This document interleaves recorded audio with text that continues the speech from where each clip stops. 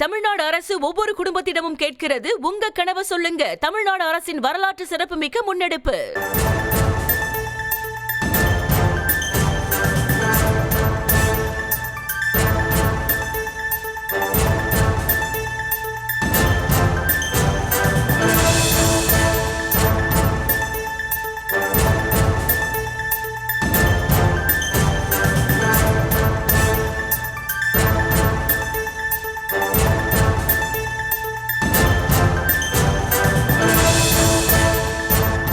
கீழ்ப்பாக்கம் அரசு மருத்துவமனையில் இளைஞர் வெட்டி கொலை செய்யப்பட்ட சம்பவத்தில் மருத்துவமனைகள் கூட கொலைக்களங்களாக மாறும் அளவுக்கு திமுக ஆட்சியில் சட்டம் ஒழுங்கு சீர்குலைந்திருப்பதாக பாமக தலைவர் அன்புமணி ராமதாஸ் விமர்சனத்தை முன்வைத்திருக்கிறார், கண்டனத்தையும் பதிவு செய்திருக்கிறார்.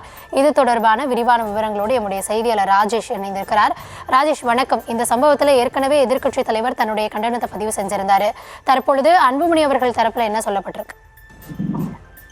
கௌதமி, வணக்கம். கீழ்ப்பாக்கம் விவகாரம் சம்பந்தமாக பல்வேறு எதிர்க்கட்சிகளில் இருக்கக்கூடிய தலைவர்கள் கண்டன அறிக்கைகளை வெளியிட்டிருக்கிறார்கள். குறிப்பாக எதிர்க்கட்சி தலைவர் எடப்பாடி பழனிசாமி குறிப்பிடும் போது, தமிழகத்தின் தலைநகர் சென்னையில் நாள்தோறும் நூற்றுக்கணக்கான நோயாளிகளும் பொதுமக்களும் வந்து செல்லக்கூடிய கீழ்ப்பாக்கம் மருத்துவமனைக்குள் புகுந்து கர்ப்பிணி பெண்கள் இருவருக்கு இருக்கக்கூடிய அந்த இடையில மகப்பேறு மருத்துவ பிரிவின் அருகில் ஆதி என்பவர் அடையாளம் தெரியாத கும்பலால் சரமாரியாக வெட்டி கொலை செய்துவிட்டு ஒரு கும்பல் தப்பி ஓடி இருக்கிறது என்று அவர் குறிப்பிட்டிருந்தார்.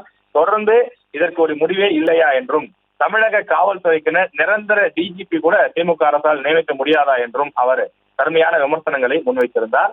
இதற்கிடையே பாஜக மாநில தலைவரான நயினார் நாகேந்திரனும் தன்னுடைய அறிக்கையிலே கடுமையான குற்றச்சாட்டுகளை முன்வைத்திருந்தார்.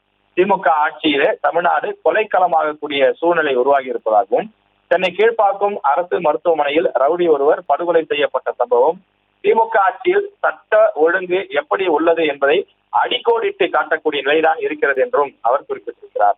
மேலும் இது ஒரு புறம் இருந்தாலும், பள்ளியில் கொலை, நீதிமன்ற வாயிலில் கொலை, காவல் நிலையத்திலே பெட்ரோல் குண்டு வீச்சு என்று இந்த ஆட்சியிலே அவலங்கள் தொடர்ந்து நீடிப்பதாகவும், காலங்கள் மாறும் போது காட்சிகள் மாறும் என்றும் அவர் குறிப்பிட்டிருக்கிறார்.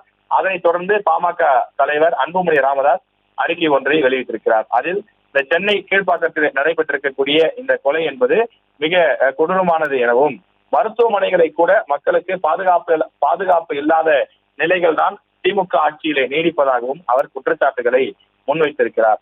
கொலை செய்யப்பட்ட ஆதி மீது கொலை வழக்கு உள்ளிட்ட 9 வழக்குகள் நிலுவையில் உள்ளதாக கூறப்படும் நிலையில், இத்தகைய பின்னணி கொண்டவர்கள் 24 மணி நேரமும் காவல்துறையுடைய கண்காணிப்பில் வைக்கப்பட வேண்டும் எனவும், அவ்வாறு வைக்கப்பட்டிருந்தால் அவர் கூலிப்படையினரால் படுகொலை செய்யப்பட்டிருக்க வாய்ப்பில்லை என்றும் அன்புமணி குற்றச்சாட்டுகளை முன்வைத்திருக்கிறார். தமிழ்நாட்டை தொடர்ந்து தமிழ்நாட்டு மக்களையும் காப்பாற்றுவதற்கான ஒரே வழி திமுகவை ஆட்சி பொறுப்பிலிருந்து அகற்றுவதுதான் எனவும், பாதுகாப்பான தமிழகம் வேண்டும் என்பதில் உறுதியாக இருக்கக்கூடிய தமிழ்நாட்டு மக்கள் இந்த தேர்தலில் ஆட்சி பொறுப்பிலிருந்து திமுகவை அகற்றுவார்கள் என்றும் பாமக தலைவர் அன்புமணி காட்டமாக தன்னுடைய அறிக்கையிலே குறிப்பிட்டிருக்கிறார். விவரங்களுக்கு நன்றி ராஜேஷ். தமிழ்நாடு அரசு ஒவ்வொரு குடும்பத்திடமும் கேட்கிறது, உங்க கனவை சொல்லுங்க. தமிழ்நாடு அரசின் வரலாற்று சிறப்புமிக்க முன்னெடுப்பு.